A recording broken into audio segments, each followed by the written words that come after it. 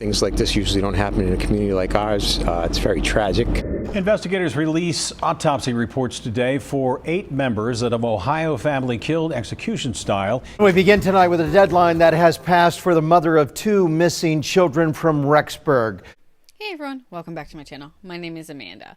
In today's episode, we are going to be discussing the most recent press conference held by Sheriff Gregory Tony in regards to the case of Mary Gingles. I don't know him personally, or have I seen any other cases he's covering, but I really do have to applaud him with how he's handling this case, how he's requesting an investigation to be done, and holding people accountable, including himself, in ownership of what's happened. This press conference was held because the internal affairs investigation into Mary Gingles' case has now been completed, and Sheriff Tony wanted to present those findings directly to the public. I had a chance to speak to the family members yesterday and make sure that they were aware that we were responsible, that there was a failure here, and that everyone would be held accountable. And I will say this, on behalf of the family members, the level of resiliency that they demonstrated on the phone yesterday was remarkable. I spoke to the father of Andrew's father, Michael, who's an advocate for law enforcement, seemed to be a staunch supporter for what we do. And it was heartbreaking to be able to make that phone call to someone who supports what we do, knowing that we failed him and his family.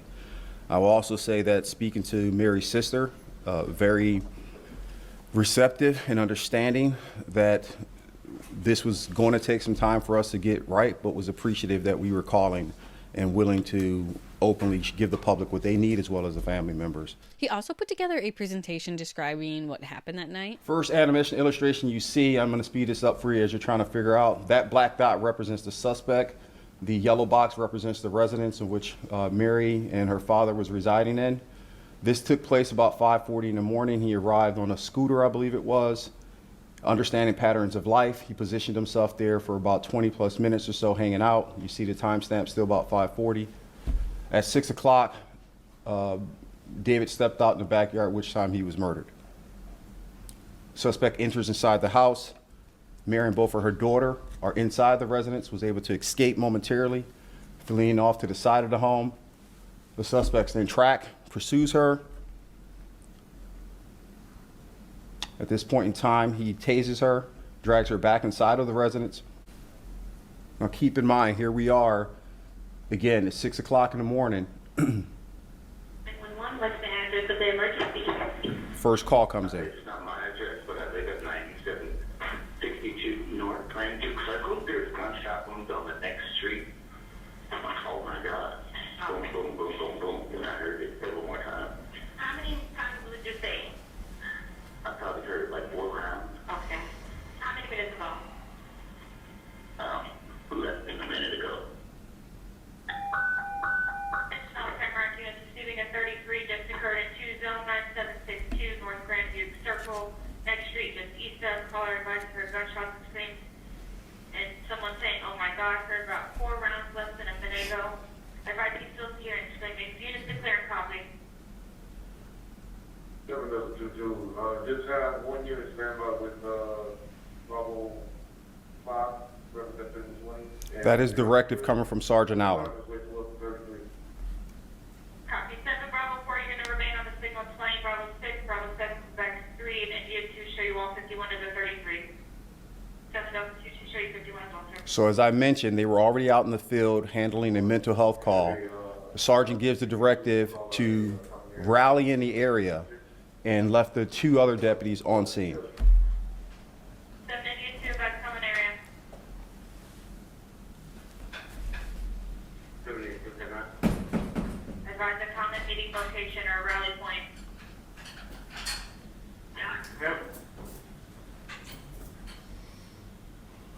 Trying to get the head one.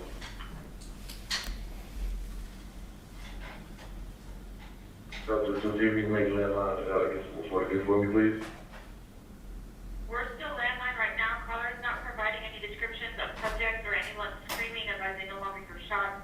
Can only make out a clear home voice and crying and a child's voice. Other than that, no further. What is that? Copy. 7 India 2, advise the rally point. 782, 51.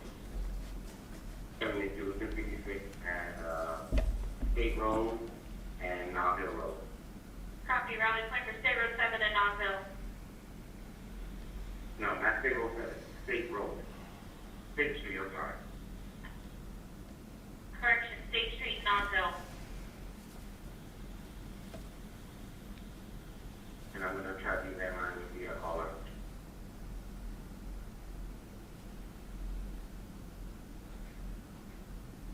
Are they lights and sirens at this point, Sheriff, on their way there? I believe some of the units were licensed. Actually, you'll see it coming by in a second. Some were lights and sirens responding to the surrounding area. But as you can see, a couple units bypassed the residency and took a staging position per the sergeant's instruction and decided to rally out there. That's not within policy. That's not within procedures. That's not what we train. So he told them to park across the street there? He gave orders to the training car to find a position to rally, correct. Whereas they should have gone straight to the house? They should have went straight to the house.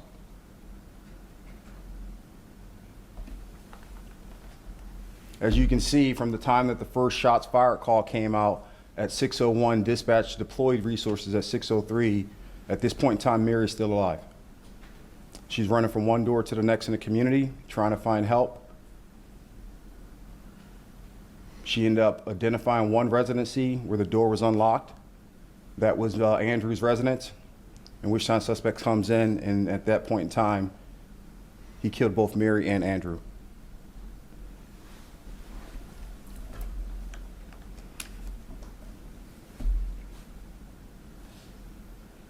Yes, my name is Green next door. I'm at Here's an additional call coming in. 1 North Palm Bay Parkway, Tamarac, Florida 33321. And I'm hearing noise. I don't know if it's gunshots. 5901 North Palm Bay Parkway, Tamarac, Florida 33321.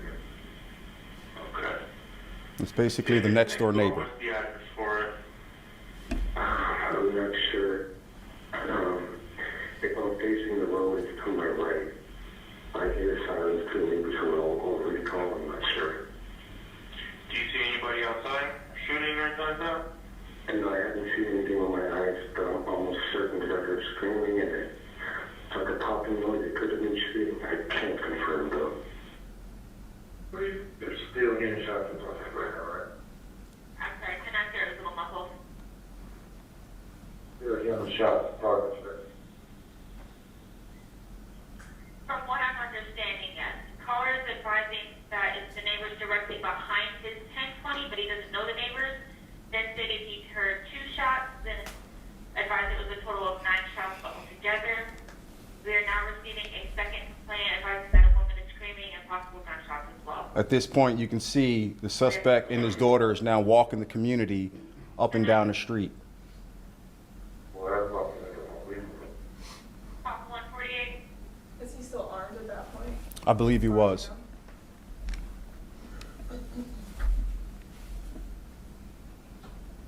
We are now 7 minutes into this call after the resources was dispatched. First dispatch was 6:03.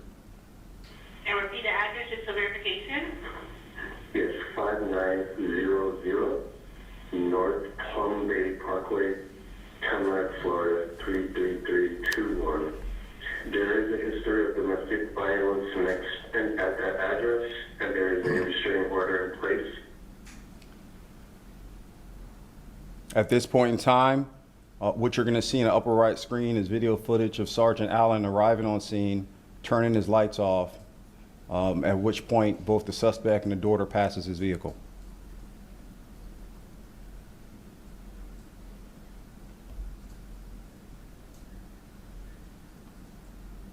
Now, while this is happening, just a point of recognition, we have a deputy K-9 officer, Deputy Kevin Forsberg, who is coming from outside of the city, who heard this call. I believe he was in Deerfield Beach, and he ran code 3 across 4 different cities to arrive on this scene, and that is him running lead or point as he passed the sergeant with an additional backup unit who recognized this isn't a staging incident. This is something where no one should be sitting around. And those 2 deputies end up being the first deputies to arrive on scene, where we're at about almost 15 minutes later. Deerfield guys got there first? Like they got... In essence, he got there That was first. the original note, sir. A female and a child screaming and crying. You can see in the screen the suspect in the door, they're walking. He's not running. He's not jumping in the car. Child maybe 4 years old. They're here at the southbound on East Grand Circle. What's going on is just related at this time. Just finally got a lot of walking around at this time of the morning. And she has a machine on.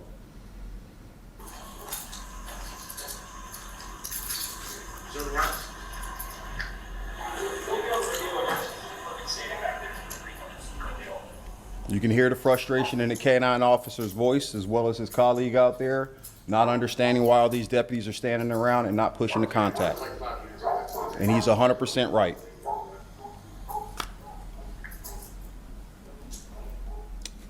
At this point in time, they'll put together a small contact team, finally figure out the address location, do a clearing tactic or technique, and then discover Mr. Ponzer or David in the backyard.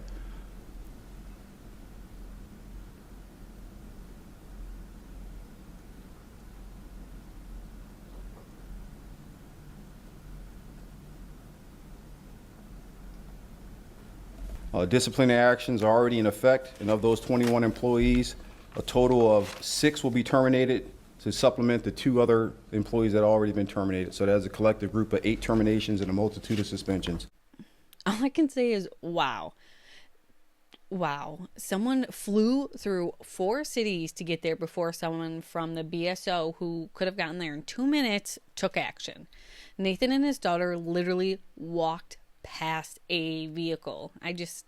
It's unbelievable. And another part of the press conference, Sheriff Tony did not mince words. He made it clear how he felt about some of those on scene that morning. It'll be much easier to give you the printout sheet where you can see the different policy violations in terms of the egregious nature that was held and why we did what we did and why I'm taking certain actions. It's a very detailed list. Most employees that we assessed was either more than 1 policy violation or so. But the ones that were most egregious, I think it kind of speaks to itself when you look at the animation and the video, where we have deputies who been trained, been supplied. We've had a multitude of cases where we have been successful in this endeavor over the last 7 years, and yet they still didn't respond. There is some level of liability on the sergeant's position for some of the orders he gave, and that's why he is gone. In addition to comments that he made in his own internal affairs investigations, were indicated to us and his troops that he was absolutely a coward. Any other way to put it. Now, like I said, I'm really glad that there's some accountability being held. According to what he shared, Mary could have been saved. If the police had actually arrived within 2 minutes, as they've trained before and as they've done before, she would most likely be here. My heart really goes out to her family learning this. It has to be devastating to know that the community did the right thing. People heard something. People spoke up and called the police. But in the end, it was the police that failed her.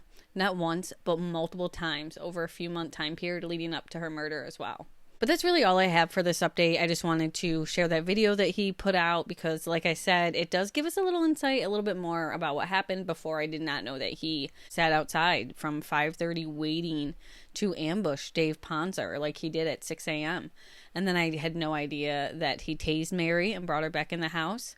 There's a lot of things that we learned from this, so I wanted to share it with you guys. But please make sure to like this video and subscribe to the channel. Don't forget to turn on the notifications or follow on if you're listening to audio so you don't miss any updates on this case or any of the other cases that I'm covering. Until the next video, stay safe out there.